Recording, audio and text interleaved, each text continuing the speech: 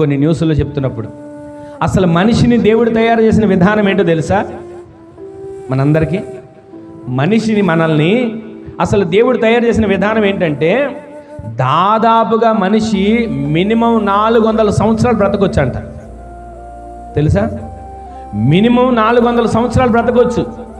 ఆదికాండలో మీరు చూడండి, ఎక్కువ సంవత్సరాలు బ్రతికిన ఒక వ్యక్తి ఉన్నాడు. ఏం పేరు ఆయన పేరు? మెతూషల.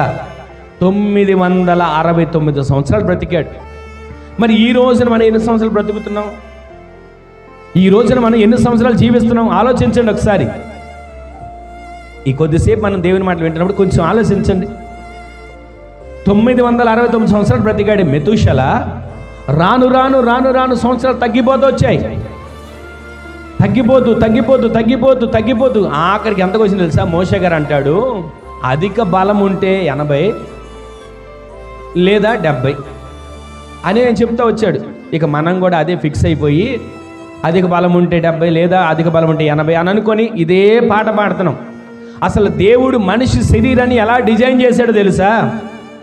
ఏ విధంగా దేవుడు ఏర్పరిచాడో దావీదు భక్తుడు అంటాడు ఒక చోట, అయ్యా నీవు నన్ను కలుగజేసిన విధమును చూడగా నాకు భయమును ఆశ్చర్యమును కలుగుచున్నాయి. నరాలు ఎలా పొదిగేవయ్యా, కండరాలను ఎలా తయారు చేసేవయ్యా, గుండెను, ఊపిరితిత్తులను, మూత్రపిండాలను, కిడ్నీలను ఏ విధంగా అమర్చావయ్యా, వాటికి చేసేటట్లుగా వాటిని ఎలా నిర్మించావయ్యా, ఇంతగా నీవు చేసిన పనిని చూస్తే నాకు భయం కలుగుతుంది, ముఖ్యంగా ఆశ్చర్యం కలుగుతుంది. అంత చక్కగా ఆయన చెప్తున్నాడు. ఈ రోజున 400 సంవత్సరాలు బ్రతకొచ్చంట మనిషి. ఆ విధంగా మనిషి యొక్క దేహాన్ని దేవుడు సిద్ధపరిచి డిజైన్ చేసి పెడితే ఈరోజు మనం ఎంతకాలం బ్రతుకుతున్నాం? నాకండి అయిపోయిందండి, ఓపిక అయిపోయింది, నా పని అయిపోయిందండి అనేవాళ్ళు ఎంతమంది లేరు? ఇంకేం చూస్తానులే, నా పని అయిపోయింది, ఇంకేం చేస్తానులే, నా పని అయిపోయింది అనుకొని ఎంత బలహీనపరిచే మాటలు మన నోట ఉంటున్నాయి. ఆ మాటలు దేవుడు స్థిరపరుస్తున్నాడు. అది జ్ఞాపకం చేసుకోవాలి. మన నోట ఒక మాట వచ్చిందంటే ఆ మాట దేవుడు స్థిరపరుస్తాడని ఒక ఆలోచన మనం కలిగి ఉన్నాం. అందుకే జాగ్రత్త పడాలి. నేను ఆయుష్కాలం అంతా, నా దేవుడు ఇచ్చినంత ఆయుష్కాలం అంతా బ్రతుకుతాను అనే మాట మనం పలికినప్పుడు దేవుడు ఆమేనంటాడు. ఆయన ఎంతకాలం మనల్ని ఉంచాలనుకుంటే అంతకాలం జీవించాలి. అంతేగాని నేను అంతకాలం బ్రతుకుతాను, నేను అంతకాలం జీవిస్తాను అనే మాటలు మన నోట రాకూడదు. అప్పుడు దేవుడు ఒక్కొక్కసారి ఆమేనన్నాడా, ఇక అంతే. ప్రతిరోజు కూడా మనిషి అసలు 400 సంవత్సరాలు బ్రతకగలిగిన దేహం ఇది ఎన్నాళ్ళకి పాడైపోతుంది? మోషే గారు అంటాడు 70, 80 అని. కానీ ఇప్పుడు ఒక ఏమంటారు చెప్పనా? ఇప్పుడున్న నానుడు ఎలా ఉందంటే, మనిషి ఆయుష్కాలం 30, అధిక బలం ఉంటే 40 అలా అయిపోయింది. 30కే కాళ్ళు లాగి అతని అనేవాళ్ళు ఉన్నారు, 30కే నా పని అయిపోయింది అనేవాళ్ళు ఉన్నారు. అధిక బలం ఉంటే 40 ఇది చాలండి జీవితం. పిల్లలు ఎదిగారా, వాళ్ళకి దారి చేసామా, ఇల్లు కట్టుకున్నామా, పెళ్లి చేసామా, చాలేక అయిపోయింది అని జాగ్రత్తలు వాళ్ళు చెప్పి వెళ్ళిపోవడం కాదు. దేవుని సన్నిధిలో దేవుడిచ్చిన ఆయుష్కాలం అంతా ఆయన కొరకు సాక్షులుగా జీవించే వారికి మనల్ని దేవుడు సిద్ధపరచునుగాక. చిన్న చిన్న పిల్లలకి అనారోగ్యాలు, చిన్న పిల్లలకే భయంకరమైన పరిస్థితులు ఎదురవుతున్నాయి. దానికి కారణం మన అజాగ్రత్త. దానికి కారణం దేవుని సన్నిధిలో మనం కనిపెట్టలేకపోవడం, ప్రార్థించలేకపోవడం, ఎదురు చూడలేకపోవడం, ఆయన దగ్గర మొర్ర పెట్టలేకపోవడం. ఈ అజాగ్రత్తగా ఉండడం వలన ఎన్నో అనర్థాలు, ఎన్నో ఇబ్బందులు ఎదుర్కొంటున్నాం.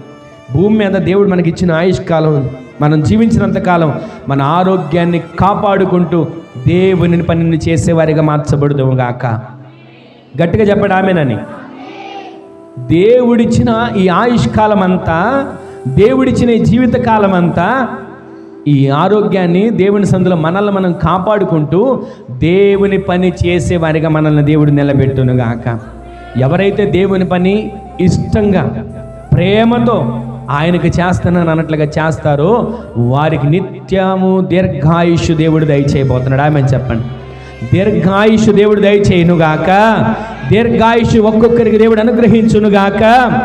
దేవుడిచ్చిన దేహం దేవాలయం.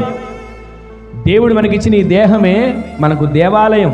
ఈ దేవాలయాన్ని మంచిగా ఉంచాలి. ఈ దేహాన్ని పనికిమాలిన కార్యాలకు, ఈ దేహాన్ని ఇతరితర వ్యసనాలకు అప్పచెప్పుకోకూడదు.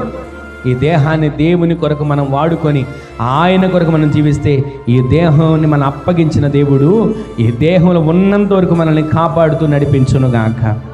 గట్టిగా అందరూ ఆమె చెప్పండి. అజాగ్రత్తగా ఉండడం అంటే ఆరోగ్య విషయంలో అజాగ్రత్తగా ఉండకూడదు, అది నేను చెప్పేది. ఆరోగ్య విషయంలో అజాగ్రత్తగా ఉండకూడదు, భక్తి జీవితంలో అజాగ్రత్తగా ఉండకూడదు, ఆత్మీయ జీవితంలో అజాగ్రత్తగా ఉండకూడదు. కొంతమంది ఉంటారండి ఆరోగ్య విషయంలో చాలా అజాగ్రత్తగా ఉంటారు. ఆహారం తినకపోవడం, సరిగ్గా నిద్రపోకపోవడం, ఎప్పుడు చూసినా ఆలోచనలే, దిగులు.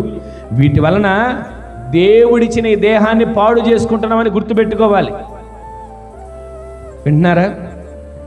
ఆరోగ్య విషయంలో మనం జాగ్రత్తగా ఉండాలి. ఈరోజు మన అంశమే జాగ్రత్త కదా. మనము ఆరోగ్య విషయంలో జాగ్రత్తగా ఉండాలి, అజాగ్రత్తగా ఉండకూడదు. దేవుడిచ్చాడు ఆహారం, వండుకున్నామా, చక్కగా సమృద్ధి ఇచ్చాడు, తినండి కడుపు నిండా, చక్కగా కంటిన నిద్రపోండి సమయానికి. ఎంత ఆరోగ్యంగా ఉంటాం. అందుకే కదా కొంతమంది పెద్దలను చూడండి, పల్లెటూళ్ళలో ఉన్న పెద్దల్ని, పెందలగడ పడుకుంటారండి, సమయానికి భోజనం చేస్తారు. వాళ్ళు దగ్గర 100 సంవత్సరాలు వచ్చేంతవరకు జీవిస్తారు ఉంటారు. పట్టణంలో ఉన్నారా, సిటీలో ఉన్నాం అనుకుంటారా?